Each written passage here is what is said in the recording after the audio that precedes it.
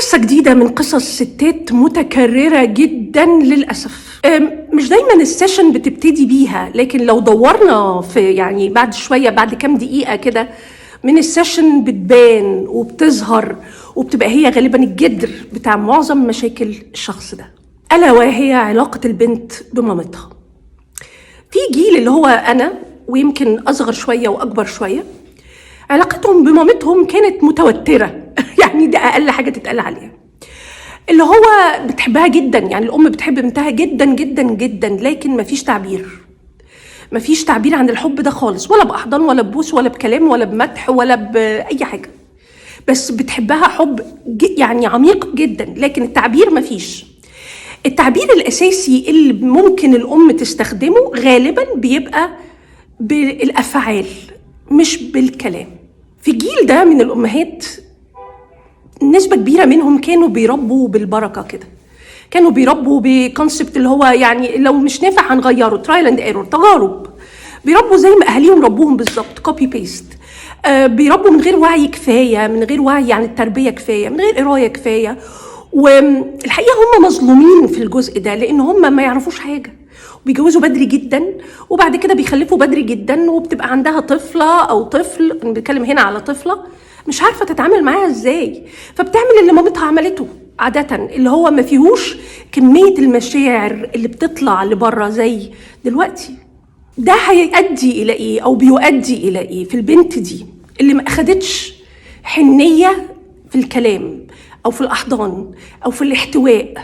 هيحصل ايه في البنت اللي ما سمعتش كلمه حلوه عنها، بس سمعت كلام حلو على ناس تانية كتير، بنت خالتها وبنت اختها وبنت عمتها وبنت عمها واختها ممكن نفسها بتسمع كلام حلو وعلى اولاد، طبعا على الرجاله بتسمع كلام حلو كتير عنهم، لكن هي نفسها ما سمعتش انها حلوه ولا انها جذابه ولا انها جميله، ما سمعتش كلمه اطراء على جسمها، على لبسها، على شعرها، على شكلها، حتى لو بالكذب ما سمعتش.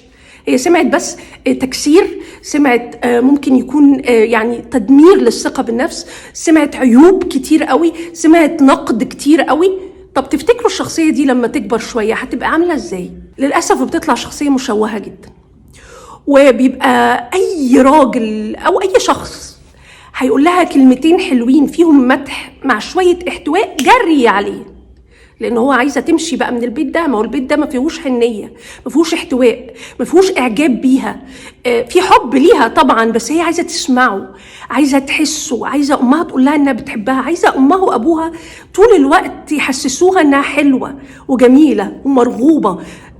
يعني الكلام بتاع الناس حاجة وكلام الأهل حاجة تانية. دايما محتاجين نسمع من أهلنا كلام حلو، حتى لو العالم كله قال لنا كلام حلو مش كفاية. البنت دي لما اتجوزت ملهاش حد، ملهاش يعني خلاص، هي دخلت في العلاقة دي واتجوزت، وبعد كده هي اتجوزت باختيارها غالبا لأن هي عايزة تمشي، وفي أول حد جه فبتتحمل مسؤولية بقى الجوازة دي، وغالبا بتبقى جوازة صعبة وقاسية، لأن هي جوازة عن هروب مش عن رغبة في الراجل ده. فالجوازات اللي عن هروب دي الحقيقة نادر قوي لما بتنجح. تيجي بقى ترجع لمامتها، لا مامتها مفيش بقى، لا مفيش سندة، مفيش سبورت، لا عيشي لا كملي، لا عيشي لا كملي، انا ماليش دعوة انت اللي اخترتيه، مفيش دعم.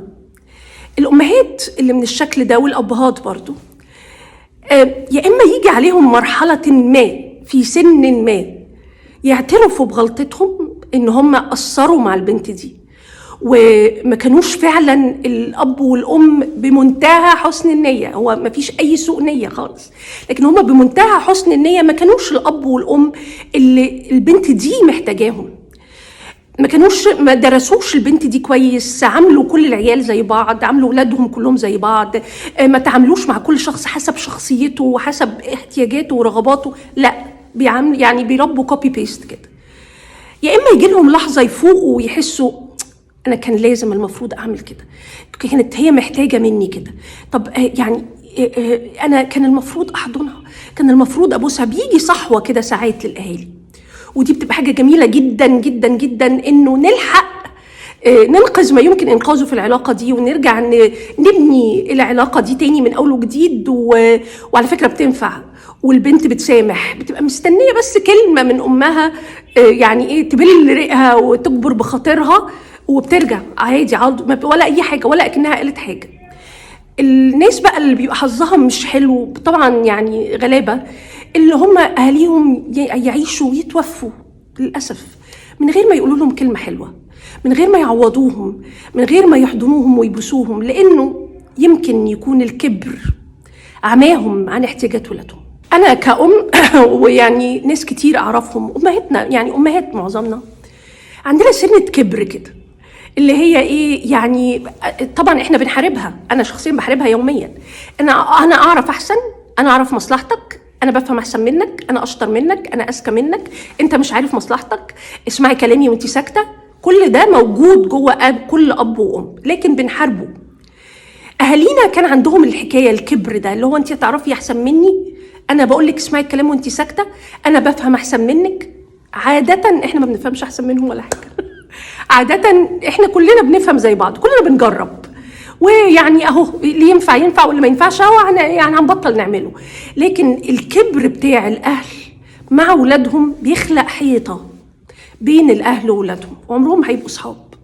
لكن لو تخلينا عن الكبر وتواضعنا بقى ونزلنا لهم وتعاملنا معاهم يعني مرلس زي بعض، ان احنا زي بعض وفي نفس المركب وبنجرب مع بعض وبنطبش مع بعض، وان انا بجرب معاكوا ده، وانه نبقى صراحه وعندنا وضوح مع اولادنا، مش طول الوقت بنحسسهم لا انا افهم احسن منك وانت تفهم ايه، ده انت لسه صغير ده. الحكايه دي عمرها ما هتخلق صحوبيه بين الاب والام واولادهم.